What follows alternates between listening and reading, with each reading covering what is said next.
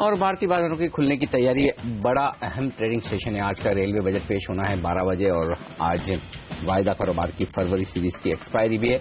एक कमजोर सीरीज आज खत्म होती हुई दिखेगी और उससे पहले शांत शुरुआत होने के आसार एसजीएक्स निफ्टी की तर्ज पर आते हुए दिखे और एसजीएक्स निफ्टी को भी आप देखें तो मुश्किल से पूरे पिछले कुछ घंटों में 10-15 पॉइंट ऊपर से नीचे की रेंज में ट्रेड करता हुआ दिखा है। तो कोई खास बदलाव नहीं, लेकिन इंटरेस्टिंग बदलाव जो दिख रहा है वो एशियाई बाजारों में। अब आप देखिए एशियाई बाजारों में स्मार्ट रिकवरी आती हुई दिख रही है, लोअर लेवल से ½ % ऊपर निकले। हांगकांग, शंघाई तीनों ही बड़े बाजार एशिया के हरे निशान में अच्छे ट्रेड करते हुए दिख रहे हैं। तो ये एक अच्छा संकेत है ग्लोबल मार्केट से। अगर हम थोड़ा बहुत लेना चाहें तो वहां से संकेत पॉजिटिव साइड पर आते हुए दिख रहे हैं, लेकिन जाहिर सी बात है कि आज हमारे लिए अपने संकेत ज्यादा अहम होंगे भारतीय बाजारों के लिए रेलवे बजट के और एक्सपायरी के। उससे ठीक पहले कल हमने देखा रुपए में मजबूती फिर से लौटती हुई दिखी। काफी दिनों बाद रुपए 62 के लेवल को ऊपर मजबूत होने में कामयाब रहा, क्लोज होने में कामयाब रहा। पहली टिक आपकी स्क्रीन पर प्री ओपनिंग सेशन में एकदम शांत ट्रेड है। 9 पॉइंट ऊपर सेंसेक्स से 2 पॉइंट ऊपर निफ्टी, कोई खास बदलाव नहीं। लुपिन का स्टॉक 3.5% नीचे आपको नजर आएगा।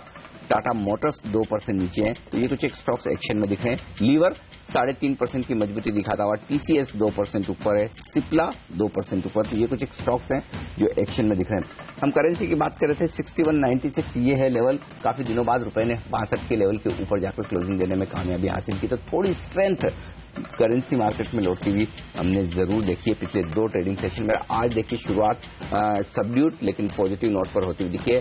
61.93 ये है लेवल। 3 पैसे की मजबूती के साथ रुपए ने शुरुआत की है आज के सेशन की। अब फोकस करते हैं कुछ स्टॉक्स पर जहां पर एक्शन दिखेगा और रियल एस्टेट शेयरों पर आपसे राय लेना चाहता हूं। वायदा कारोबार की एक्सपायरी के दिन सिद्धार्थ खबरें ये आ रही कि रीट्स को लेकर काफी कुछ बड़े टैक्स कंसेशंस आ सकते हैं इस बजट में। 2 स्टॉक बैन में है, एचडीआईएल और यूनिटेक।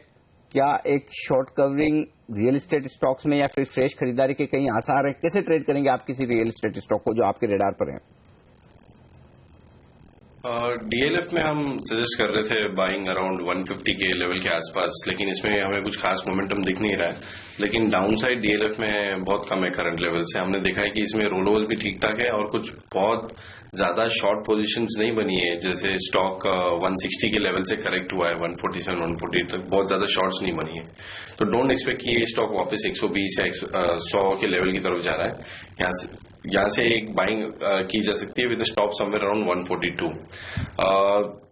अदर स्टॉक्स जिस तरह से मूवमेंट हुआ है Anil ji in last Fortnite और सो इन रियल एस्टेट में, एक स्पर्ट आ सकता है जो न्यूज आप कह रहे हो, लेकिन एक sustain momentum in mid cap real estate stocks में अभी नहीं देख रहा हूं और that won't be preferred space according to me. Bharti Airtel और भारतीय इंफ्राटेल ये 2 स्टॉक्स पर भी आज सबकी नजर रहने वाली है आशीष, क्योंकि भारतीय एयरटेल जो है दरअसल जो प्रमोटर कंपनी है भारतीय इंफ्राटेल की, वो 5.5 करोड़ शेयर आज बेच सकती है ब्लॉक डील के जरिए। 7.25 करोड़ तक बेचने का उनके पास ऑप्शन है।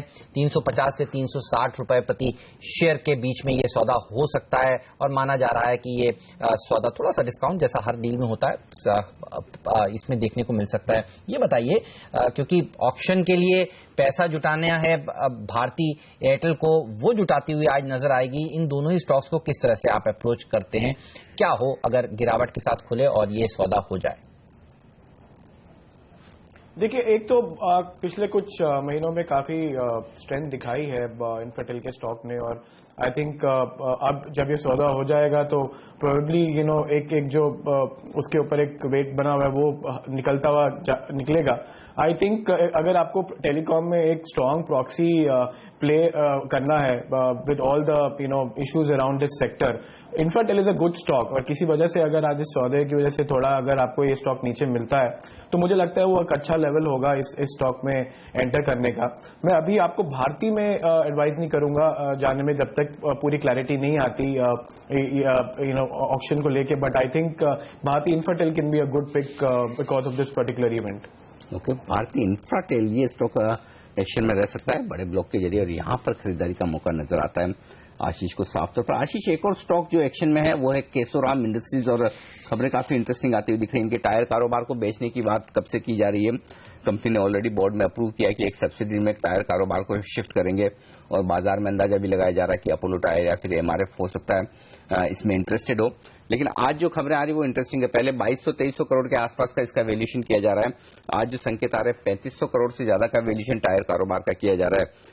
क्या लगता है आपको, क्या केशोराम में एक खरीदारी का मौका बनता है? ये एक बड़ा पॉजिटिव हो सकता है डेट रिडक्शन के लिए आज से, अगर कंपनी इसे करने में कामयाब होती है तो? देखिए, एक बहुत लॉन्ग प्रोसेस में केशोराम है, जो रीस्ट्रक्चरिंग चल रही है, और उस प्रोसेस में ये एक स्टेप है, डेफिनेटली पॉजिटिव है। और आई थिंक आगे आने वाले टाइम में आपको और भी ऐसे अनाउंसमेंट्स केशोराम की तरफ से आते हुए दिख सकते हैं। तो फैक्ट कि जिस तरह से ये स्पेस भी इस समय हाईलाइट है, और ऑपरेशनल लेवल पे जो काफी बेनिफिट देखने को मिला रॉ मटेरियल कॉस्ट की वजह से ये कंपनीज को, वो फ्रेमवर्क आगे भी कंटिन्यू रहेगा। और जैसे मैं बता रहा हूं कि Kesoram is definitely going to do lot of restructuring ahead, तो बने रहना चाहिए। अगर आपके पास नहीं है तो कभी भी कोई डिप मार्केट में आए तो Kesoram is a good stock to hold on in your portfolio. बिल्कुल रजत, आप कैसे अप्रोच करेंगे केशोराम इंडस्ट्रीज के स्टॉक को? प्री ओपनिंग सेशन में 3.5% मजबूती के साथ खुलने के संकेत दे रहा है ये। देखिए, ये जब तक 130 का लेवल पार नहीं करेगा तब तक वो इंट्राडे में आप बाई कर सकते हैं, बट 130 क्रॉस करने के बाद ही इसमें कुछ अपस्विंग उम्मीद करना चाहिए, जिसमें कि डिलीवरी बेस्ड बाइंग आएगा ऐसा भी। क्योंकि इन दिनों में वो परसों के दिन जो 130 का लेवल दिखाया था उसको पार करना थोड़ी सी मुश्किल इसलिए नजर आ रहा है कि उसी दिन काफी बाइंग भी हुआ था, लेकिन ऊपर में सस्टेन नहीं किया, तो उस जगह पे सप्लाई प्रेशर आने की पॉसिबिलिटीज है। बट इसके साथ ये भी कहना चाहिए कि 115 के नीचे ये जाने की संभावना अभी कम दिख रहा है, और आज के दिन वही 120 से 130 के बीच में ही ये मूव ट्रेड करेगा, ऐसा ही उम्मीद करना चाहिए। 130 के आसपास जाने से एक बार कुछ पार्ट प्रॉफिट तो बुक कर लेना चाहिए, क्योंकि 130 क्रॉस करना थोड़ी सी मुश्किल नजर आ रहा है। ओके, 130 ऊपर का लेवल होगा जहां तक स्टॉक जा सकता है। 115-117 की रेंज में काफी स्ट्रॉन्ग सपोर्ट है केशोराम के स्टॉक को। 3.5% के आसपास की मजबूती बनती हुई दिख रही प्री ओपनिंग सेशन में, तो ये एक स्टॉक होगा जो आज एक्शन में रह सकता है, जिस पर नजर होनी चाहिए। सिद्धार्थ, टाटा पावर और रिलायंस इंफ्रा दो स्टॉक एक्शन में रह सकते हैं। कल दिल्ली में जो 18 लाख कंज्यूमर्स हैं उनके लिए बिजली के दाम आधे किए गए हैं। क्या कहीं कोई नेगेटिव इम्पैक्ट दिख रहा है वायदा कारोबार के आंकड़ों में? एक्सपायरी के दिन दो स्टॉक में क्या ट्रेडिंग रणनीति होगी आपकी?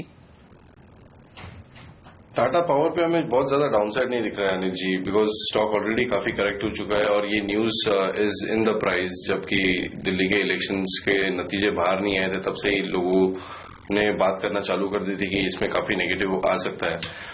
80 का बहुत स्ट्रॉन्ग सपोर्ट है, स्टॉक ऑलरेडी 83 पे है, यहां से मुझे बहुत ज्यादा डाउनसाइड नहीं लग रहा है टाटा पावर में। जहां तक रिलायंस इंफ्रा है, इसमें शायद थोड़ा और डाउनसाइड अभी बाकी है। स्टॉक अभी भी अगर आप ब्रॉडली देखो तो चार्ट पे भी एक lower top lower bottom kind of movement हो रहा है। शॉर्ट पोजीशंस भी बनी है इसमें पिछली सीरीज में, जबकि टाटा पावर में ज्यादा शॉर्ट पोजीशंस नहीं बनी है। तो मेरे ख्याल से Reliance Infra can dip down back to 400-410, जहां पे इसको एक अच्छा सपोर्ट है। तो टाटा पावर के वजह में रिलायंस इंफ्रा पे नेगेटिव रहेगा अगर मुझे ये न्यूज को वेटेज देना है तो। आशीष, आप कैसे देख रहे हैं इस न्यूज को? चलिए, सब्सिडी तो जरूर देगी सरकार, लेकिन दरअसल सब्सिडी का हैंगओवर जरूर बना रहता है जब तक वो पहुंचती नहीं है कंपनियों के पास। आप कैसे अप्रोच करेंगे इन्हें? देखिए, मुझे ऐसा लगता है कि एक तरह का नो इवेंट रहेगा, बिकॉज मार्केट में हमेशा से ये चीज को लेकर कोई बहुत खास मूवमेंट देखने को मिली नहीं है। और आई थिंक ज्यादा इंपॉर्टेंस बजट में क्या रहता है इस पर्टिकुलर सेक्टर के लिए, उस तक मुझे लगता है कि कोई आप जरूर एक छोटा सा ब्लिप आ सकता है। But I don't think I think this news is completely discounted in the prices. That's the reason हमने ये सेक्टर को काफी लैंग्वेज होते हुए देखा है। And I also agree with Siddharth, अगर कुछ इम्पैक्ट आएगा भी तो आई थिंक टाटा पावर पे कम आएगा और रिलायंस इंफ्रा पे ज्यादा। एबीजी शिपयार्ड, इस स्टॉक पर राय लेना चाहता हूं रजत आपसे। कल हमने एक बड़ा सौदा होता देखा जहां पर डीबी इंटरनेशनल ने 9.5 लाख शेयरों की खरीदारी की है 229 रुपए में। आज खबरें ये भी आ रही कि इस बजट में 10,000 करोड़ का एक फंड बनाया जा सकता है शिप बिल्डिंग इंडस्ट्रीज को बूस्ट करने के लिहाज से। एबीजी शिपयार्ड कल का स्टार परफॉर्मर, क्या कह रहे हैं चार्ट्स? सर, इसमें पिछले कुछ महीनों पे करीबन लास्ट ईयर जुलाई से जब भी ऊपर चलने की चेष्टा करता है तो इसको 200 डे एक्सपोनेंशियल मूविंग एवरेज इसको दबा देते हैं। वो टेस्ट होता है अनसक्सेसफुल टेस्ट, उसके बाद में फिर नीचे आता है। इन दिनों में पिछले 5 ट्रेडिंग सेशन में 2 बार ये चेष्टा किया है। तो सेकेंड टाइम टेस्ट कल हुआ है, लेकिन वो बंद किया ठीक 200 डे एक्सपोनेंशियल मूविंग एवरेज के नीचे।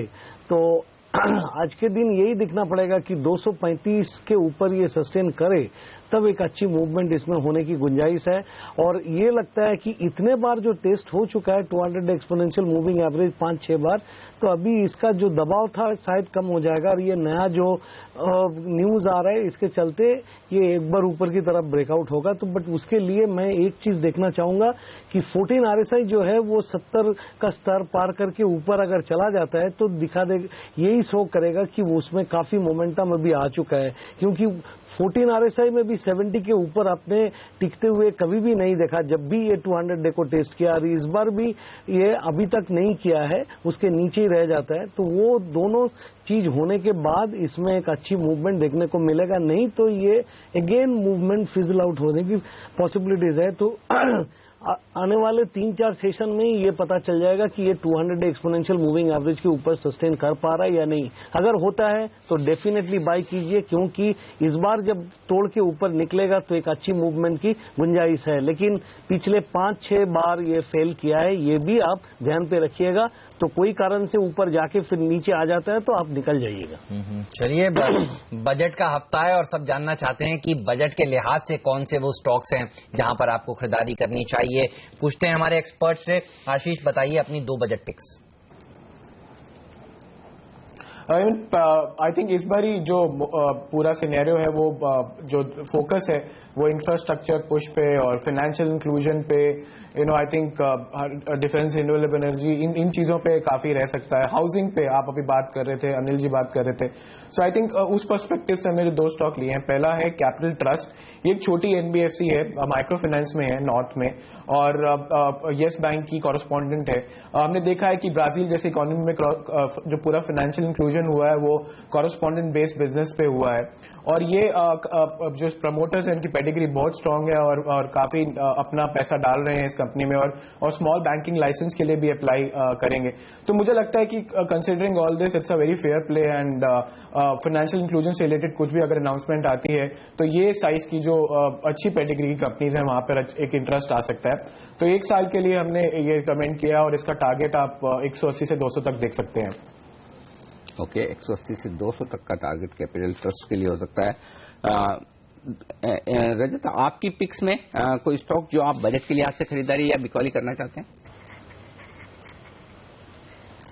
देखिए, बजट के लिए खरीदारी पहले क्या होता तो अच्छा है, लेकिन फिर भी अगर अभी बजट के लिए कुछ खरीदना होगा तो मैं यही मानूंगा कि जो सभी लोग पसंद कर रहे हैं उसमें मोमेंटम रहेगा, और एक टेक्निकल एनालिस्ट होने के नाते मैं उसी के साथ जाना चाहूंगा। तो मेरा पिक है भारत फॉर्ज, जबकि ये 1296 का जो सिग्निफिकेंट रेजिस्टेंस था उसको पार करके ऊपर जा रहा है। तो मैं इसमें 1290 के नीचे क्लोजिंग प्राइस बेसिस पे स्टॉप लॉस रखूंगा। 1350 से लेके 1374 का ये टारगेट मानूंगा। और दूसरी स्टॉक वो भी डिफेंस सेक्टर के साथ रिलेटेड है, नेल्को। इसमें मैं 83 के नीचे क्लोजिंग प्राइस बेसिस पे स्टॉप लॉस रखूंगा और 94 और 98 दोनों टारगेट लेके जाऊंगा। लेकिन एक चीज मैं खुलासा कर देना चाहता हूँ, आमदनी बहुत कम थी और बिना आमदनी साफ सफाई पे ध्यान दिया जाएगा, खान पान की व्यवस्था में सुधार होगा, क्या कुछ रहेगा? जितनी बातें आप कह रहे हैं सबका समाधान उसमें देखने को मिलेगा। थर्ड पार्टी ऑडिट का इंतजाम उसमें पहले से किया गया है और मैं समझता हूं कि जिस क्षेत्र में प्रतियोगिता ज्यादा होती है परिणाम अच्छे आते हैं। क्या बुलेट ट्रेन इस बार देखा जाएगा? एक प्रश्न का उत्तर एक ही बार में दे सकता हूँ, 7 प्रश्न का उत्तर एक बार में नहीं दे सकता हूँ। तो मुझे लगता है कि प्रतियोगिता इसमें बढ़ा दी गई है, यात्रियों के समक्ष अनेक विकल्प खाने के उपलब्ध हो गए हैं। मुझे लगता है कि बेहतर व्यवस्था करने में रेल सफल है। क्या ये rail budget long term rail budget होगा? मैंने कहा कि एक मुकम्मल रोड मैप रेल मंत्री जी प्रस्तुत करेंगे और निश्चित रूप से इससे देश के सामान्य यात्रियों का लाभ और भारतीय रेल नेटवर्क का विस्तार और आधुनिकीकरण आगे आने वाले दिनों में। जो रेल मंत्री है वो एक वक्त बैंकर थे, क्या उसका भी हम इन्फ्लुएंस देखेंगे इस बजट में? सर, जिस तरीके से रेल लगातार कई समय से घाटे में चल रही थी और इस बार के बजट में क्या कुछ यूनिक रहने वाला है, साथ में पीपीपी पार्टनरशिप की अगर हम बात करें उसका कितना इम्प्लीमेंट होने वाला है, क्या कुछ रोड मैप होने वाला है, क्या उम्मीद करें, क्या कुछ हो सकता है फायदेमंद इस बार, क्योंकि हर साल कुछ नए लोक लुभावने वादे होते हैं लेकिन कुछ पॉजिटिवनेस नहीं दिखता, इस बार कैसा रहेगा? ये सब विवरण तो संसद में बताएंगे रेल मंत्री जी, लेकिन आप आश्वस्त रहिए। मुझे लगता है कि बजट भाषण सुनने के बाद आप काफी प्रसन्न होंगे, चेहरे पर आपके भी मुस्कान आएगी। और हमारे मेक इन इंडिया को किस फॉर्म में हम देखेंगे, मेक इन इंडिया का इन्फ्लुएंस किस फॉर्म में देखेंगे? चलिए, तो आप देख रहे थे रेल राज्य मंत्री मनोज सिन्हा को कह रहे थे कि बजट सुनने के बाद आपके चेहरे पर जरूर मुस्कान आएगी और अपेक्षा यही है 12 बजे जब बजट होगा। सीएनबीसी आवाज के साथ आप जुड़े रहिएगा, हिंदी में बजट भाषण हम आपको बताएंगे और साथ ही ये भी बताएंगे कि आपको किस तरह से इसको समझना चाहिए। जी हाँ, सिंपल भाषा में आपके लिए क्या ट्रेड बनता है ये भी बताएंगे। बाजार फिलहाल इस समय खुलते हुए और आप देखिए सेंसेक्स और निफ्टी आज हरे निशान के साथ यहां पर शुरुआत होती हुई नजर आ रही है। 14 अंक ऊपर इस समय निफ्टी खुला है, सेंसेक्स में करीब 60 अंक की बढ़त देखने को मिल रही है और आप देखिए काफी सारे स्टॉक्स एक्शन में आज आपको दिखेंगे। खबरों के दम पर खास तौर पर केशोराम इंडस्ट्रीज 5.5% मजबूत है, टेक्समैको रेल जैसे शेयरों में एक बढ़त के साथ शुरुआत होती हुई नजर आ रही है। एसएसआर स्टरलाइट जैसे शेयर मजबूती के साथ खुले हैं। तो शुरुआत है पॉजिटिव नोट पर, बिल्कुल काफी बेहतरीन शुरुआत की जा सकती है, खासतौर से जिस तरह से सबड्यूड लग रहा था एसएक्स निफ्टी का माहौल, उसको देखते हुए जो दिग्गजों में खरीदारी होती दिख रही है। एसएसआर स्टरलाइट जो खबरें आ रही कि इस वीक में यहाँ पर गोवा में माइनिंग जो सस्पेंशन है वो खत्म हो जाएगा, उसका फायदा मिलता हुआ दिख रहा है। भारतीय एयरटेल जो कि अपनी भारतीय इंफ्राटेल में हिस्सेदारी बेचने की तैयारी में, स्टॉक में आज 1% की मजबूती दिख रही है। केन इंडिया 1% मजबूत है। ओएनजीसी और टीसीएस जैसे दिग्गजों से थोड़ा सहारा आता हुआ दिख रहा है। बाजारों को कमजोरी कहाँ है? इन्फोसिस 1% नीचे, डॉक्टर रेड्डीज आधा % नीचे, तो यहाँ पर थोड़ा सा दबाव है। टाटा पावर आधा % नीचे है यहाँ पर। वायदा कारोबार में आइए, एसएसआर स्टरलाइट के अलावा ग्लेनमार्क में 1% के आसपास की तेजी। बड़ी रन अवे रैली कोई स्टॉक्स में एक्सपायरी के पहले बनती नहीं दिख रही है और लूजर्स में रिलायंस इंफ्रा तो सबसे बड़ा लूजर है ही 1.25% के नुकसान के साथ। तो आप समझ सकते हैं कि काफी रेंज बाउंड छोटा ट्रेड होता हुआ दिख रहा है। खबरों के दम पर जो एक्शन है स्टॉक्स में, यहाँ पर आप रेलवे स्टॉक्स पर नजर डालिए। आज फिर से बिकवाली का दबाव। कालिंदी रेल 5% नीचे, टेक्स रेल 5% नीचे, करनेक्स माइक्रो 4% नीचे। तो रेलवे बजट के पहले प्रॉफिट बुकिंग का जो माहौल बनता दिखा है इन शेयरों में आज लगातार तीसरे दिन बरकरार है, कहीं कोई राहत नजर नहीं आ रही है। भारतीय इंफ्राटेल 4% नीचे, हालांकि बड़े सौदे अब भी शुरू होना बाकी है, लेकिन उससे पहले भारतीय इंफ्राटेल में यहाँ पर थोड़ी कमजोरी का रुझान बनता हुआ दिख रहा है। बढ़ने वाले शेयरों में केशोराम आज का स्टाफ परफॉर्मर 5% की बड़ी मजबूती यहाँ पर बनती हुई दिख रही है और रेलवे से ही जुड़ी एक कंपनी जहां पर तेजी बनती दिख रही है वो है HBL नाइफ पावर, 4% ऊपर आता हुआ दिख रहा है। ये है रुझान, लेकिन बाजार में शुरुआती मजबूती अब गायब होती हुई दिख रही है। फ्लैट हो चुके हैं बाजार। इनफैक्ट सेंसेक्स 15 अंक ऊपर है लेकिन निफ्टी 3 अंक नीचे है। यह है इस वक्त का शुरुआती कारोबार का रुझान। तो साफ तौर पर दबाव बाजार में थोड़ा सा बनता हुआ नजर आ रहा है इस वक्त। तो कुल मिलाकर स्टॉक्स जो एक्शन में उन पर राय ली जाए। एसएसआर स्टरलाइट, सिद्धार्थ, वायदा कारोबार के ट्रेडर्स के लिए क्या राय होगी एक्सपायरी के दिन? कुछ पॉजिटिव खबरें हैं यहाँ पर। माइनिंग सस्पेंशन गोवा में जो है वो 1 हफ्ते में उठा लिया जाएगा, ये गोवा के मुख्यमंत्री कह रहे हैं।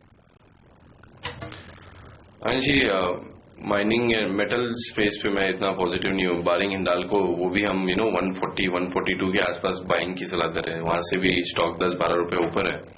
Otherwise Tata steel, SSR Sterlite मुझे ज्यादा बढ़िया नहीं लग रहा है स्टॉक।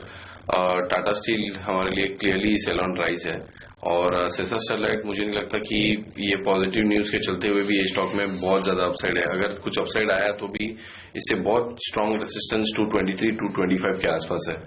तो मैं ये न्यूज को ज्यादा वेटेज ना देते हुए स्टॉक में पॉजिटिव पोजीशंस नहीं बनाऊंगा। ओके, भारतीय एयरटेल मजबूती के साथ यहां पर ट्रेड करता हुआ। एसएसआर स्टरलाइट के बाद दूसरा स्टॉक जो सबसे ज्यादा मजबूत है वो भारतीय एयरटेल का ही है। हालांकि भारतीय इंफ्राटेल जहां पर आज हिस्सेदारी बिकनी है भारतीय एयरटेल की, वो स्टॉक देखिए थोड़ा सा लैंग्वेज करता हुआ 4% के आसपास की गिरावट यहां पर देखने को मिल रही है। भारतीय एयरटेल दरअसल पैसा जुटाना चाहते हैं। अगले हफ्ते जो 2G ऑक्शंस होने वाले हैं उसमें वो उस पैसे का इस्तेमाल करेगा स्पेक्ट्रम खरीदने के लिए। लेकिन भेल एक और ऐसा स्टॉक है जो आज कमजोरी के साथ ट्रेड कर रहा है और आईटी शेयरों में थोड़ी सी दबाव देखने को मिल रहा है। एक अच्छी रैली यहां पर बनी थी और अब आप देखिए इन्फोसिस करीब 1% नीचे, HCL टेक जो इस सीरीज का स्टार परफॉर्मर रहा है यहां पर आधे % की गिरावट देखने को मिल रही है। आईटी को आज के दिन किस तरह से अप्रोच करना चाहिए सिद्धार्थ? तेजी हो चुकी है, मुनाफा वसूली की जाए या आपको लगता है रोल ओवर किया जाए? अगली सीरीज भी अच्छी रह सकती है, मार्च सीरीज में भी ये आईटी शेयर आउट परफॉर्म कर सकते हैं, आपका क्या मानना है? मिले जुले व्यूज है हमारे इसमें। विप्रो एक ऐसा स्टॉक है जहां हम अभी भी तेजी करने की सलाह दे रहे हैं और वहां पे जैसे आप कह रहे हो कि रोल ओवर किया जा सकता है। इन्फोसिस में प्रॉफिट बुकिंग की चांसेस काफी है और ये स्टॉक में हम सजेस्ट करेंगे आप प्रॉफिट बुक करें। थोड़ा डाउनसाइड हमें दिख रहा है स्टॉक में, तो शॉर्ट टर्म ट्रेडर जो 2 या 3 दिन के हिसाब से ट्रेड करना चाहते हैं वो शॉर्ट करके भी ट्रेड कर सकते हैं। और टेक महिंद्रा में हमने देखा कि रोल ओवर काफी कम हुआ है, स्टॉक ने बहुत अच्छा परफॉर्म किया था और अब हम इसमें देख रहे हैं कि जो मीडियम टर्म लॉन्ग पोजीशन है वो रोल ओवर नहीं हो रही है। तो ये एक स्टॉक है जहां पे हम कह सकते हैं कि इसका जो अपवर्ड ट्रेंड था वो अब खत्म हो चुका है और एक ये दायरे में या तो नेगेटिव बायस से ट्रेड हो सकता है। तो विप्रो को छोड़ के हमारे पास बहुत ज्यादा स्टॉक्स में पॉजिटिव ये नहीं है और इन्फोसिस और टेक महिंद्रा में हम शॉर्ट टर्म में नेगेटिव है। This is purely technical and derivatives view. Okay, तो ये राय आती इन सारे शेयरों पर, लेकिन एक स्टॉक सुंदरम फाइनेंस ये आपके सामने हाजिर करेंगे। फंड में जिसका एक फेवरेट स्टॉक है और यहाँ पर एक इनफैक्ट 2 बड़े सौदे होते हुए दिखे हैं सुंदरम फाइनेंस के स्टॉक में और काफी बड़े सौदे होते दिखे हैं। लगभग 1.5% हिस्सेदारी सुंदरम फाइनेंस की बदलती हुई दिख रही है बीएसई पर। 16,41,000 शेयरों का कारोबार हुआ है सुंदरम फाइनेंस के काउंटर पर और ये काफी बड़ा सौदा कहा जा सकता है सुंदरम फाइनेंस के लिए। 1530 रुपए पर ये ब्लॉक होता हुआ दिखा है, तो साफ तौर पर आप देख सकते हैं कि मार्केट प्राइस कल की प्राइस से काफी प्रीमियम पर सौदा होता हुआ दिखा है। लगभग 1530 रुपए के आसपास का एक बड़ा सौदा, 1.5% की हिस्सेदारी, 16.5 लाख शेयरों का कारोबार, इनफैक्ट अब 17,30,000 शेयरों का कारोबार बीएसई पर हो चुका है। तो ये स्टॉक काफी एक्शन में। आशीष, ट्रैक करते हैं आप सुंदरम फाइनेंस को? काफी फंड्स के पोर्टफोलियो में है ये share? I'm afraid Anil ji मैं एक्टिवली ट्रैक नहीं करता है स्टॉक। एबीजी शिपयार्ड का शेयर देखिए 10% मजबूत है। ये हफ्ता एबीजी शिपयार्ड के लिए काफी अच्छा रहा जब से ये खबरें आई कि शायद एमएनएम इसको खरीदना चाहता है। जिस तरह से पिपावर डिफेंस में उनकी डील टूटी उसके बाद यहां पर एक्शन बनता हुआ दिखा है। इस हफ्ते देखिए रजत करीब 25-26% की एक रैली देखी जा चुकी है। इस समय जिनके पास शेयर है वो मुनाफा वसूल करके निकल जाएं या आपको लगता है कि इस रैली को राइड करने में ही समझदारी है? Are you talking of ABG CPR? जी, एबीजी शिपयार्ड 7-7.5% मजबूत, आज के सत्र में अच्छे वॉल्यूम्स हुए। देखिए वही ये अगर 230 के ऊपर में सस्टेन करेगा तो इसमें बने रहना चाहिए, देखना चाहिए कि वो ऊपर में और सस्टेन करे या नहीं। आप 245 के ऊपर चले तो डेफिनेटली बने रहिए और कोई कारण से नीचे आना चालू करे ऊपर से तब आपको निकालना पड़ेगा, क्योंकि इसका पुरानी हिस्ट्री मैंने बताया आपको। पिछले साल जुलाई से अभी तक ये 200 डे पार करने में सक्सेसफुल नहीं हुआ, लेकिन फिलहाल जो 250 का लेवल दिख रहा है वो ये दिखा रहा है कि इसमें स्ट्रेंथ शायद इस बार बरकरार रहेगा। तो पोजीशन होल्ड करिए but keep a constant vigil over the stock.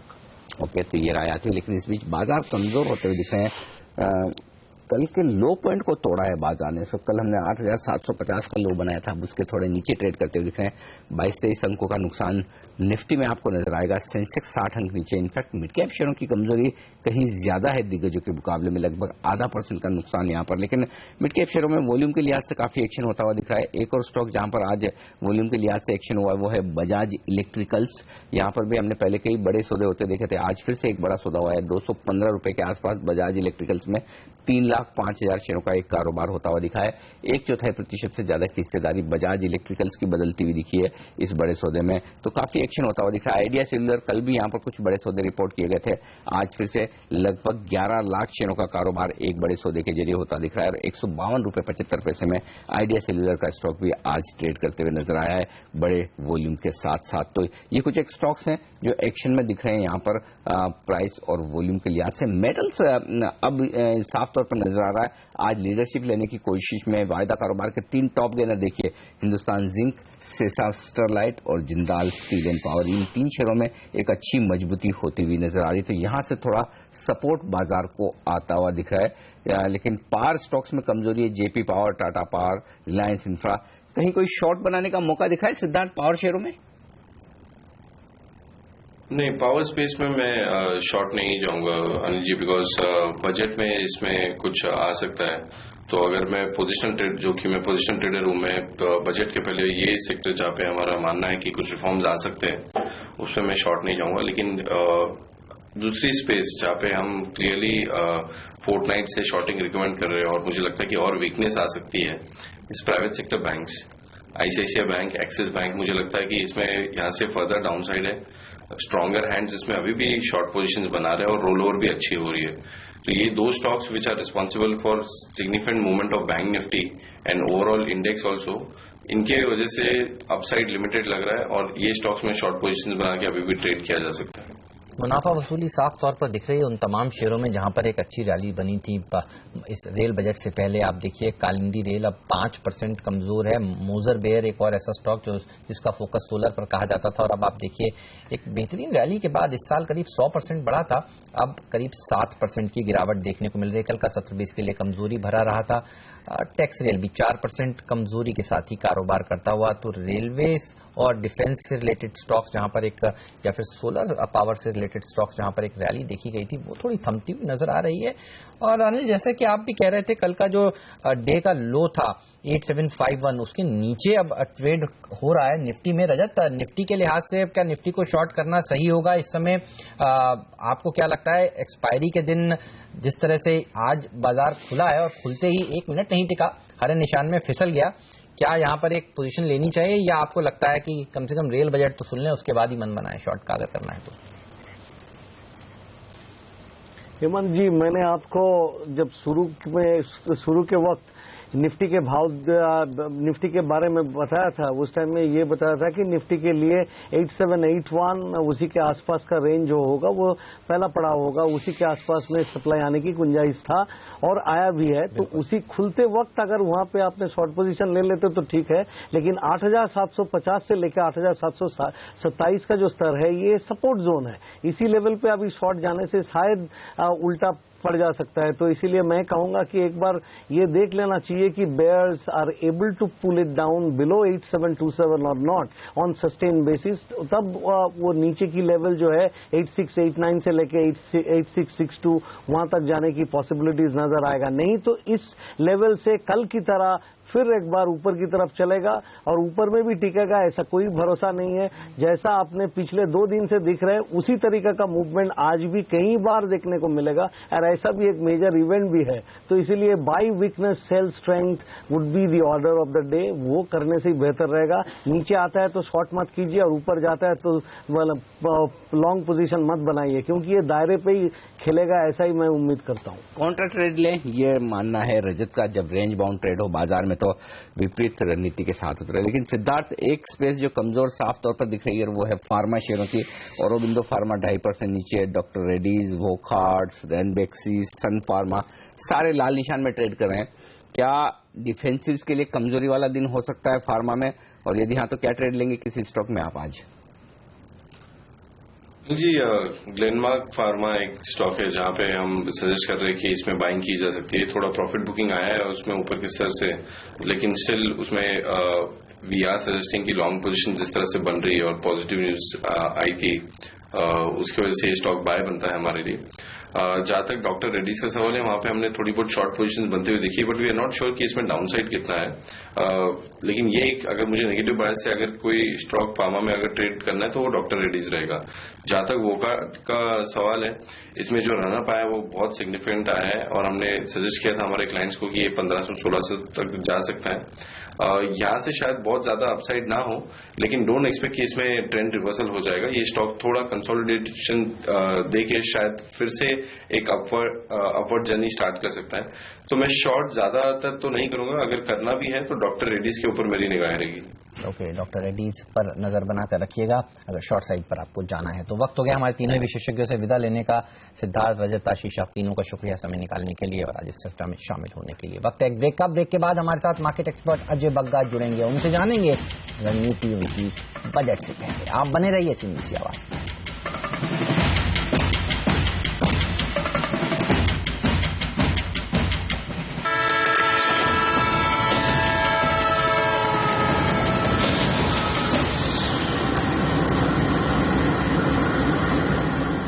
स्वागत है आप सभी का CNBC आवाज पर। 50 अंक नीचे इस समय सेंसेक्स ट्रेड करता हुआ 16 अंक की गिरावट निफ्टी में देखने को मिल रही है। 8,750 के इर्द गिर्द निफ्टी ट्रेड कर रहा है। मिड कैप इंडेक्स में ज्यादा दबाव और दरअसल रेलवे शेयरों में प्रेशर देखने को मिल रहा है। पिछले 2 ट्रेडिंग सेशन से आज का दिन भी अलग नहीं। 0.5% नीचे आप देखिए मिड कैप इंडेक्स ट्रेड करता हुआ आपको दिखेगा। लेकिन आज पूरे देश को जोड़ने वाली रेलवे का बजट आने वाला है। खबरों के मुताबिक यात्री किराया में बढ़ोतरी के आसार काफी कम है, लेकिन सुरक्षा के अलावा FDI और PPA के जरिए निवेश को बढ़ावा देने की कोशिश हो सकती है आज के बजट में। आज CNBC आवाज पर दिन भर देखिए रेल बजट का मेगा कवरेज। जी हां, अभी हमारे साथ जुड़े हैं हमारी संवाददाता दीपाली नंदा। दीपाली, बताइए रेल भवन में आप हैं, किस तरह की अपेक्षाएं हैं आज रेलवे बजट में, क्या क्या निकल कर आ सकता है? तो बिल्कुल, सबसे पहले मैं आपको बताना चाहूंगी इस वक्त हम गेट नंबर 4 पर खड़े हैं और यहाँ पर 2 मिनट पहले ही रेल राज्य मंत्री मनोज सिन्हा रेल भवन पहुंच चुके हैं और किसी भी वक्त अब रेल मंत्री सुरेश प्रभु भी यहाँ पर आने वाले हैं। जिस तरह से आप देख सकते हैं इसी गेट नंबर से करीब 11:25 पर रेल मंत्री निकलेंगे बजट डॉक्यूमेंट्स के साथ और 11:35 पर वो पार्लियामेंट का रुख करेंगे। तो अगर हम बड़े ऐलानों की बात करें तो काफी उम्मीदें हैं, देश भर की निगाहें रेल मंत्री के बजट पर टिकी हुई हैं, क्योंकि जिस रिफॉर्म की बात लगातार नरेंद्र मोदी करते हुए आ रहे हैं, रेल मंत्री करते हुए आ रहे हैं, उम्मीद की जा रही है उसकी एक झलक इस बार रेल बजट में देखने को मिल सकती है। अगर हम बड़े एरियाज की बात करें तो रेल मंत्री सुरेश प्रभु का सबसे बड़ा फोकस होगा कि रेलवे की आर्थिक हालत को किस तरह से सुधारा जाए, रेलवे में निवेश किस तरह से बढ़ाया जाए। अब तक हम देखते आए हैं कि रेलवे में निवेश को बढ़ाने के लिए PPP मॉडल को अपनाया गया है, जॉइंट वेंचर्स मॉडल को अपनाया गया है, लेकिन उम्मीद की जा रही है कि इस बार पहली बार SPV मोड को अपनाया जा सकता है, यानी कि जिस भी राज्य में बड़े रेल प्रोजेक्ट्स लगने हैं वहां पर राज्यों की भागीदारी को उसमें बढ़ाया जाएगा। कुछ पैसा राज्य लगाएंगे और कुछ पैसा रेल मंत्रालय की तरफ से दिया जाएगा और बाकी पैसा कैपिटल मार्केट से इकट्ठा किया जाएगा। तो एक ये बड़ा स्टेप उठाया जा सकता है आज रेल बजट के दौरान। और इसके अलावा जो दूसरा फोकस रहेगा वो ये रहेगा कि यात्री सुविधाओं को किस तरह से दुरुस्त किया जाए। जिस तरह से लगातार रेलवे को यात्री सुविधाओं से जुड़ी हुई तमाम शिकायतें मिल रही हैं, चाहे हम खान पान की बात करें, महिला सुरक्षा की बात करें या फिर रिजर्वेशन की बात करें, तो इन सभी जो परेशानियां हैं, जो दिक्कतें हैं, उनको ध्यान में रखते हुए भी सुरेश प्रभु जो है खास कदम उठा सकते हैं। साथ ही साथ उनका फोकस ये भी होगा कि मॉडर्नाइजेशन, जिस तरह से नरेंद्र मोदी का ये कहना है कि रेलवे को एक इंटरनेशनल लुक देना चाहिए, रेलवे स्टेशन जो है वो किसी भी मायने में एयरपोर्ट से कम नहीं होने चाहिए, इसको ध्यान में रखते हुए भी बड़े ऐलान किए जा सकते हैं। और हाँ, एक सबसे बड़ी बात जिस पर सबकी निगाहें टिकी हैं कि क्या इस बार भी सुरेश प्रभु का जो पहला बजट है उसमें रेल यात्री किराया बढ़ता है या नहीं, या रेल जो माल ढुलाई का भाड़ा है उसमें इजाफा किया जाता है या नहीं। मैं आपको बता दूं कि पिछली बार जो एक इंटरिम बजट था जो जुलाई में पेश किया गया था नरेंद्र मोदी की सरकार की तरफ से, उसमें जो यात्री किराया है उसमें 14.2% का इजाफा किया गया था। साथ ही साथ माल भाड़ा भी 5.5-6% तक बढ़ाया गया था, क्योंकि रेलवे लगातार ये कोशिश कर रही है कि जो यात्रियों को क्रॉस सब्सिडी दी जाती है उससे 25,000 करोड़ रुपए का अतिरिक्त भार रेलवे पर पड़ रहा है, उसको कम करना भी रेलवे की कोशिश होगी। तो कुल मिलाकर नजरें लगातार टिकी हुई है। उम्मीद की जा रही है कि इस बार जो बजट आएगा वो एक बड़े पैमाने पर रेलवे को रिफॉर्म की ओर लेकर जाएगा। जी बिल्कुल, तो रेल बजट पर नजरें होगी, बड़े रिफॉर्म्स की उम्मीद की जा रही है आज, और बाजार के सारे एक्सपर्ट्स आज रेल बजट पर नजर बनाए। शुक्रिया आपका ये अपडेट देने के लिए। आगे भी हम आपके पास फिर से आएंगे, लेकिन बता दें आपको कि आज दिन भर रेल बजट के मौके पर CNBC आवाज पर देश के जाने माने एक्सपर्ट्स हैं, चाहे वो बाजार से जुड़े हों या फिर रेलवे से जुड़े हुए। और आपको ये भी बता दूं, आज सुबह ही हमने समीर अरोड़ा से बात की। इनकेस आप कोई भी इंटरव्यू मिस कर चुके हैं या फिर नहीं देख पाए तो हिंदी मनी कंट्रोल पर जाइए, वहां पर पूरा का पूरा कवरेज आपको मिलेगा। ये सारे इंटरव्यूज बाजार पर जो राय आती हुई दिखी है वो आप फिर से हिंदी मनी कंट्रोल पर भी देख सकते हैं, ये हम आपको बताना चाहते हैं। लेकिन इस बीच बाजार 70 अंक नीचे है, सेंसेक्स पर निफ्टी पर 22 अंकों की कमजोरी। हमारे साथ बाजार के जाने माने एक और एक्सपर्ट जुड़ रहे हैं, अजय बग्गा साहब कार्यक्रम में। बग्गा साहब, स्वागत है आपका सीएनबीसी आवाज पर। जो एक आम राय बनकर आ रही, कई सालों बाद रेलवे बजट में बाजार का इंटरेस्ट बनता हुआ दिखा है, कॉर्पोरेट्स का बनता हुआ दिखा है, क्या वाकई में एक अच्छा रेलवे बजट आज बाजार की रिकवरी में मदद कर सकता है? क्या ये समझना ठीक है? देखिए, सबसे अहम मुद्दा इसमें सुरेश प्रभु जी हैं, जिन्होंने पावर मिनिस्टर बनके वाजपेयी गवर्नमेंट में 10 साल पहले जिस तरह के इन्होंने रिफॉर्म्स लाए थे, पावर सेक्टर को बहुत बेनिफिट हुआ उससे। सो मार्केट को पूरा उम्मीद है कि सुरेश प्रभु के आने से रेलवेज में भी एक नई जान आएगी। बाकी तो अनिल जी सिचुएशन काफी खराब है। अगर आप देखें, पैसेंजर फेयर बहुत सालों से नहीं बढ़ाए गए। आज के दिन में 1 रुपए का पैसेंजर अगर आपको फेरी करना है, उसके लिए रेलवेज 1 रुपया 60 पैसे का उनको खर्चा हो रहा है। तो 60% उनको ज्यादा खर्चा है, सब्सिडी है। विश्व भर में रेलवे सब्सिडाइज रहते हैं, बट ये जरूर है कि उसके चलते हमने फ्रेट पे सारा भार डाला है।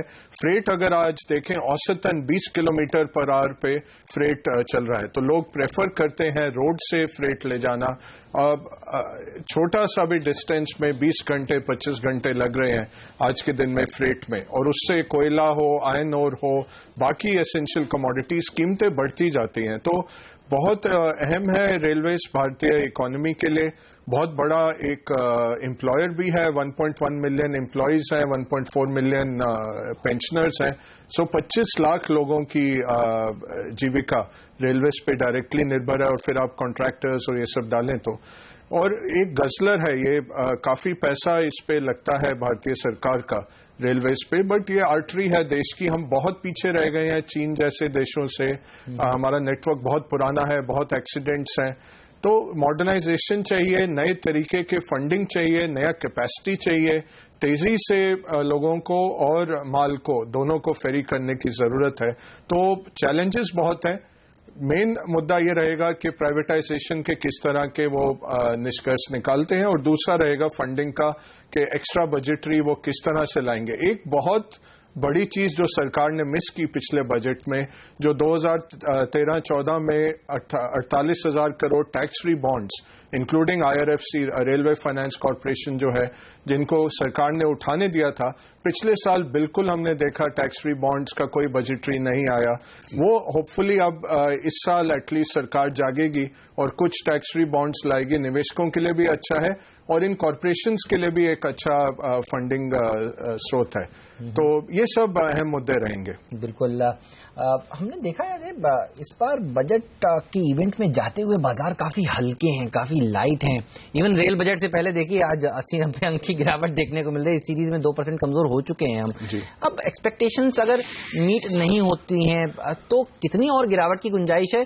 और ये भी बताइए, और वो गिरावट हो तो लॉन्ग टर्म इन्वेस्टर्स को खरीदना चाहिए, क्योंकि हम देखें तो एक लॉन्ग टर्म बुल मार्केट में है दरअसल। जी बिल्कुल। और बट मेरा थोड़ा सा एक नजरिया है, मैं बहुत सोचा इस पे।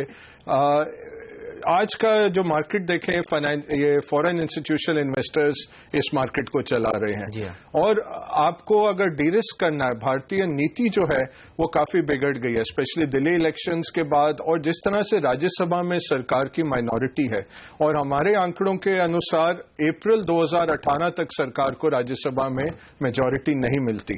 तो इसके चलते जॉइंट सेशन करना पड़ेगा हर चीज के लिए। अब ये लैंड बिल अगर आप देखें तो काफी हद तक जो इसमें खामियां थी सरकार ने पूरी की, बट कम्युनिकेशन मिस्टेक रहा है सरकार का कि ये इसको एक्सप्रेस नहीं कर पाए सीधी तरह से और ठीक तरह से जनता के सामने कि ये जनता के हित का मामला नहीं है और इससे किसानों को खामी नहीं होगी। अगर आप देखें, गुजरात का मॉडल देखें तो किसान भी खुशहाल हुए और इंडस्ट्रियल प्रोग्रेस दोनों तेजी से बढ़ा। वही मॉडल ये कोशिश कर रहे हैं, बट कम्युनिकेशन मिस्टेक रही।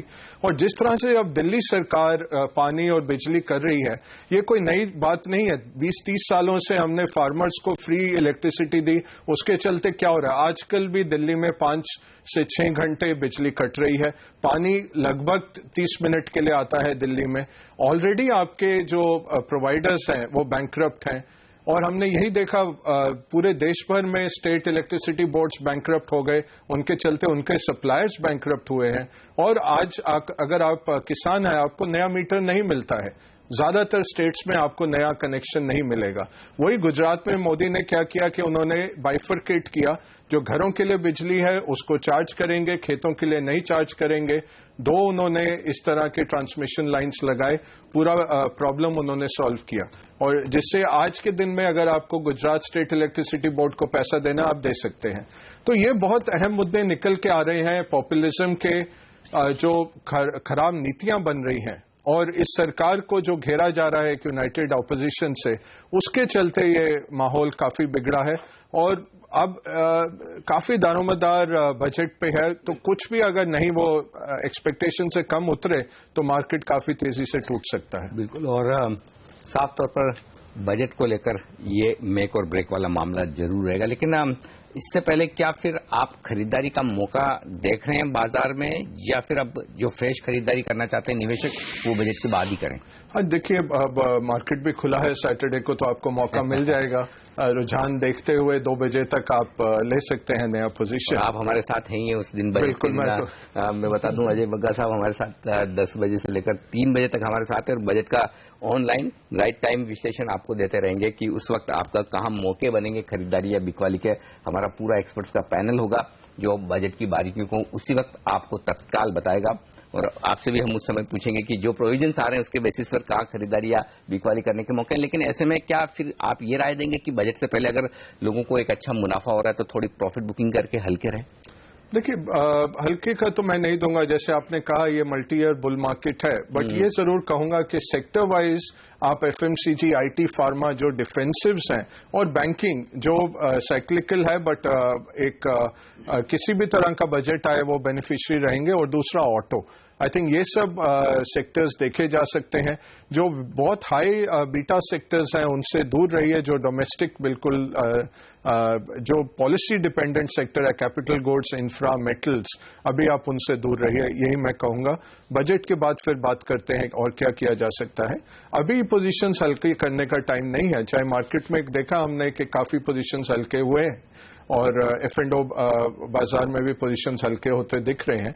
तो बट आम निवेशक के लिए हम कहेंगे बने रहिए, फिर देखते हैं सैटरडे को एक अच्छा इंडिकेशन आएगा। चलिए, तो इसका मतलब सिट बैक, रिलैक्स, CNBC आवाज देखिए, और हम आपको बताएंगे यहाँ पर बजट में आपको किस तरह की रणनीति बनानी है। शुक्रिया अजय जी समय निकालने के लिए और आज इस खास मुद्दे पर हमसे बात करने के लिए। वक्त है एक ब्रेक का। ब्रेक के बाद हमारे साथ होंगे गेटवे रेल फ्रेट के प्रेसिडेंट सचिन भानुशाली जी, उनसे जानेंगे रेल बजट पर उनकी क्या एक्सपेक्टेशन है।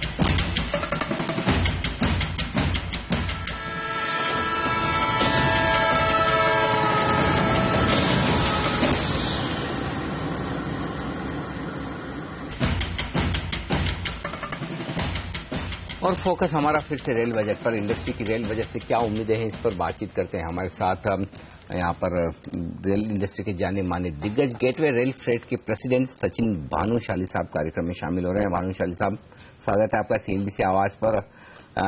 पहला सवाल यही लेना चाहता हूँ, आपसे कुछ देर में बजट पेश होने वाला है रेलवे का, क्या उम्मीदें हैं आपकी? इस बार की रेल बजट की उम्मीदें और इसके पहले वाले बजट से जो उम्मीदें थी उसमें बहुत ज्यादा अंतर नहीं है, क्योंकि यदि आप देखेंगे तो भारतीय रेल में क्षमता की कमी, कैपेसिटी की कमी, ये एक बहुत पुराना प्रॉब्लम रहा है।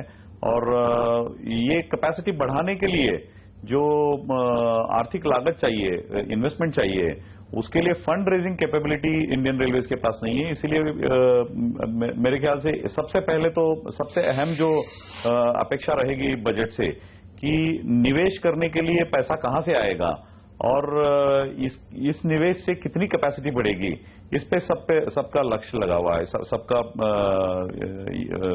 फोकस लगा हुआ है। दूसरी बात है टैरिफ रेगुलेटर की, क्योंकि आप जानते हैं कि माल भाड़ा इतना ज्यादा बढ़ गया है और पैसेंजर फेयर जो है प्रवासी भाड़ा जो है उसमें बहुत ज्यादा इंक्रीज नहीं हुआ है, बढ़ोतरी नहीं आई है। उसके कारण जो इम्बैलेंस हुआ है उसको करेक्ट करने के लिए एक टैरिफ रेगुलेटर की जरूरत है। तो दूसरी अपेक्षा ये रहेगी कि टैरिफ रेगुलेटर पिछली बार जैसे डिक्लेयर हुआ था लेकिन इंप्लीमेंट नहीं हुआ है, वो कम से कम इस बार इंप्लीमेंट हो जाए। और तीसरी अपेक्षा रही है रिस्ट्रक्चरिंग ऑफ रेलवे ब्यूरोक्रेसी की, क्योंकि जो स्क्रूटिनी होती है या जो विजिलेंस कमीशन के थ्रू या उनके विजिलेंस मैकेनिज्म के थ्रू जो प्रेशर रहता है रेलवे अधिकारियों के ऊपर, उसके कारण जो प्रोजेक्ट इंप्लीमेंटेशन स्पीड है रेलवे का वो काफी कम रहा है। तो मेरे ख्याल से कुछ रिस्ट्रक्चरिंग किए बिना इसमें से बाहर निकलना मुश्किल है रेलवे के लिए। तो ये तीनों चीजें मेरे ख्याल से अहम अपेक्षाएं है इस बार की रेल बजट से। भानुशाली जी, ये भी बताइए क्या आप इस बार फ्रेट रेट में बदलाव की अपेक्षा कर रहे हैं? क्या करना चाहिए सरकार को इसको लेकर, और अगर ये होता है तो आपकी कंपनी या फिर कहीं पूरी इंडस्ट्री पर किस तरह का असर पड़ेगा? हमारे सेक्टर के लिए जो रेल हॉलेज चार्जेस रेलवे लगाती है उसमें तो काफी बढ़ोतरी आई है। हम लोगों ने दिसंबर में एक इंक्रीज हुआ है जिसमें करीबन 17-18% बढ़ोतरी आई है। अभी फरवरी आखिर में 1 मार्च से लेकर फिर से 7% से इंक्रीज होगा। रेल भाड़े में कितना इंक्रीज होगा ये बता पाना मुश्किल है, लेकिन मेरे ख्याल से कुछ ना कुछ तो इंक्रीज रेल भाड़े में भी इस बजट में होगा। पैसेंजर फेयर्स इतनी जिस स्पीड से रेल भाड़ा बढ़ रहा है उस स्पीड से पैसेंजर फेयर्स नहीं बढ़ रहे हैं। तो ये एक चिंता का विषय है वैसे देखा जाए तो क्योंकि रेलवे यदि पैसेंजर ट्रांसपोर्टेशन की सर्विस प्रोवाइड कर रही है तो उससे जो मिलने वाला पैसा है उसमें इसके कम से कम खर्चे पूरे निकल जाने चाहिए। तो ये इशू रहा है हमेशा रेल प्राइसिंग के बारे में इंडिया में। लेकिन भानुशाली साहब, इस बार एक बड़ी आशंका जो हो सकती है इस रेल बजट में वो है कि सरकार सफाई के ऊपर एक सेस लगाए, कोई न कोई ऐसा कर लगाए। ये बताएं कि अगर ऐसा होता है तो आपकी कंपनी पर और पूरी इंडस्ट्री पर किस तरह का असर पड़ेगा? क्लीनलीनेस सेस जो लगने का चांस है वो कुछ छोटी मात्रा में सारे भाड़े के ऊपर लगेगा, तो उससे हमारी कॉस्ट यदि हमारे ऊपर लग जाता है तो जरूर बढ़ेगी। ये क्लीनलीनेस सेस मेरे हिसाब से तो सिर्फ लगना चाहिए पैसेंजर्स के ऊपर ही, क्योंकि क्लीनलीनेस इश्यू जो है वो पैसेंजर स्टेशंस में या पैसेंजर सर्विसेज में ज्यादा है। माल भाड़ा ना कचरा करता है ना कचरा उठाने का सेस माल भाड़े में देना चाहिए।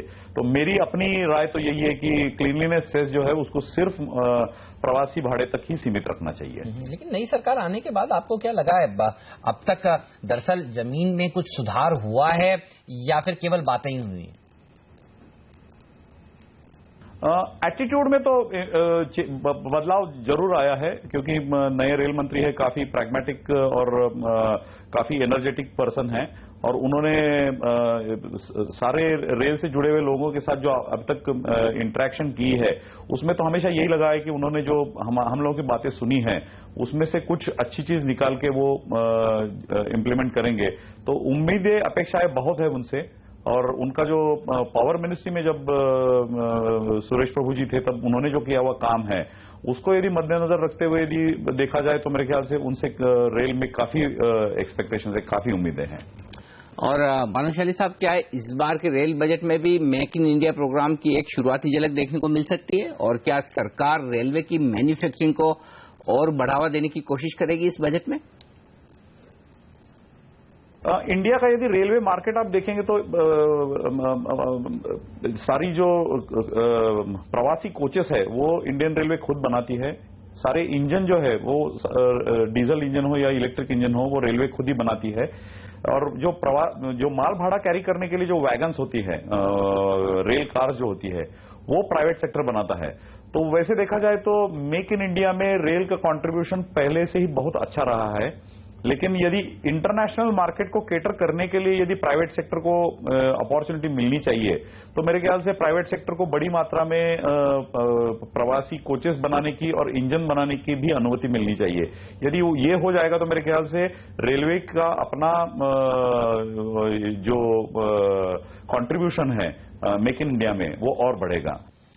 अनुशाल जी, साफ तौर पर रिफॉर्म्स पर सरकार का काफी फोकस रहा है। जीएसटी पर आपसे राय लेना चाहूंगा। एक और बड़ा मुद्दा है ये जिस पर सबकी नजर है इस बजट में। अगर कुछ रोड मैप निकल कर आता है, क्लैरिटी निकल कर आती है तो आपके सेक्टर को किस तरह के फायदे हो सकते हैं इससे? जीएसटी के बारे में इनफैक्ट काफी क्यूरियोसिटी, कुतूहल रहा है लोगों में। काफी लोगों ने उम्मीदें भी रखी है जीएसटी से कि जब जीएसटी आ जाएगा तो पर्टिकुलरली लॉजिस्टिक्स सेक्टर में एक बड़ी मात्रा में बढ़ोतरी आ जाएगी। कुछ अंश तक ये सही है भी, लेकिन जीएसटी, सिर्फ जीएसटी आने से ये प्रॉब्लम सॉल्व होने वाली नहीं है। जीएसटी आने से मेरे ख्याल से दो मेजर प्रॉब्लम जो सॉल्व होगी, एक तो इंटरस्टेट बैरियर जो है, एक स्टेट से दूसरे स्टेट में जब गाड़ी जाती है तब उसको जो रुकना पड़ता है, और दूसरा म्युनिसिपल लेवी करने के लिए जब फ्रेट ट्रैफिक जो रहता है, माल भाड़ा का जो ट्रांसपोर्टेशन है, उसमें जो रुकाव आता है, ये दोनों गायब निकल जाएंगे। और जो कास्केडिंग इफेक्ट ऑफ टैक्सेस जो आता है, स्टेट टैक्सेस और सेंट्रल टैक्सेस का, वो चला जाएगा। वो होने से मेरे ख्याल से इंटरस्टेट सेल के लिए जो कॉस्ट है कुल मिला के वो कम हो जाएगी। तो ये दोनों यदि देखा जाएगा तो जीएसटी आने के बाद इन जनरल एक अक्रॉस द स्टेट सेल होने के लिए प्रमोशन मिलेगा, पार्सल साइज बढ़ेगा, इसीलिए रेल ट्रांसपोर्टेशन मेरे ख्याल से ज्यादा अट्रैक्टिव हो जाएगा। तो हमें काफी उम्मीद है जीएसटी से। बहुत बहुत शुक्रिया सचिन भानुशाली साहब आपका हमारे लिए वक्त निकाल कर आज रेल बजट के खास दिन जुड़ने के लिए और अपनी राय हमारे साथ शेयर करने के लिए। और इस बीच बाजार ने रेल बजट के दिन कमजोर शुरुआत की। सेंसेक्स निफ्टी और मिड कैप शेयरों पर दबाव बरकरार, कल के लो लेवल्स के नीचे ट्रेड करता हुआ बाजार। पहला सौदा में आज के लिए इतना ही, लेकिन आप बने रहिए सीएनबीसी आवाज के साथ। ब्रेक के बाद बताएंगे कमोडिटी बाजार किस तरह से खुल रहे हैं, लेकर आएंगे आवाज आईपीएल। हमें दीजिए इजाजत, नमस्कार।